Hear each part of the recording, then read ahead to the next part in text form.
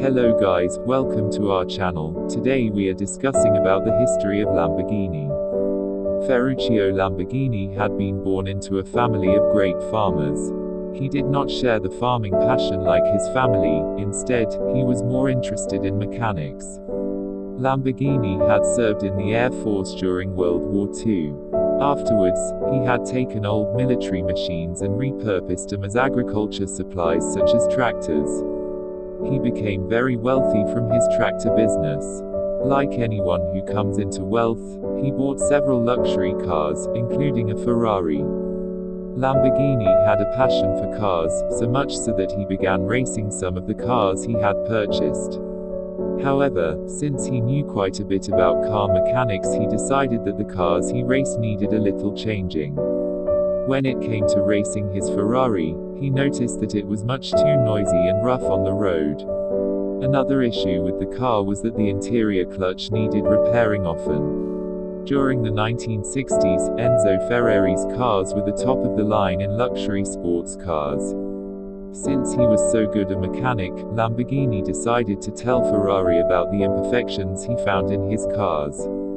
Considering Ferrari was the top of the car business, he didn't appreciate the young tractor mechanic telling him about the imperfections.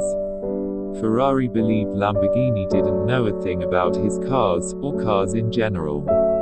When Ferrari told Lamborghini he didn't want advice from the tractor mechanic, a rivalry had begun. This started Lamborghini's passion for cars.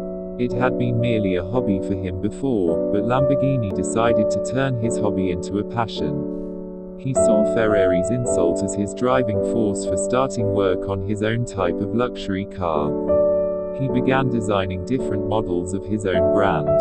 In only 4 months, he revealed the Lamborghini 350 GTV at the Turin Motor Show in October of 1963.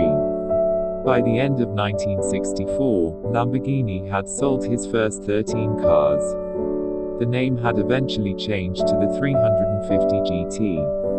After Lamborghini brought competition to Ferrari, he decided to pursue other businesses and he became a very wealthy man before he was 50 years old. By the early 1960s, Lamborghini had become almost as powerful and wealthy as Ferrari.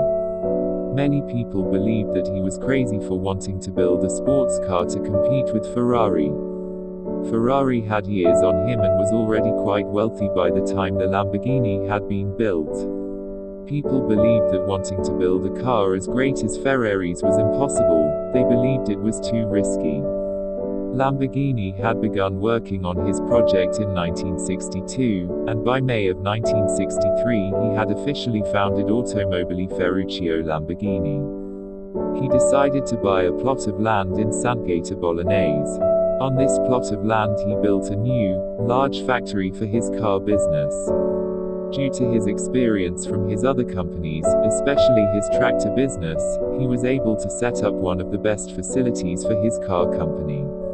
In fact, his factory was such a functional structure and rock solid that it was unrivaled.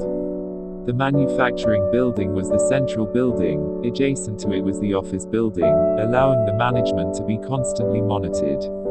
This was the perfect thing for Lamborghini, since he preferred to go work on the cars personally when he saw something that wasn't being done right. After plans for the first model were released, Lamborghini had a few months to build the factory and set a date for the first presentation of the first model. Being an avid and passionate mechanic, he had chosen the best pieces for his cars. He had chosen the engine from Giotto Bizzarini, who had actually designed some of Ferrari's recent engines during the time period. For the other car pieces, he had hired 2 young engineers named Giampaolo Dallaro and Giampaolo Stanzani. Thank you.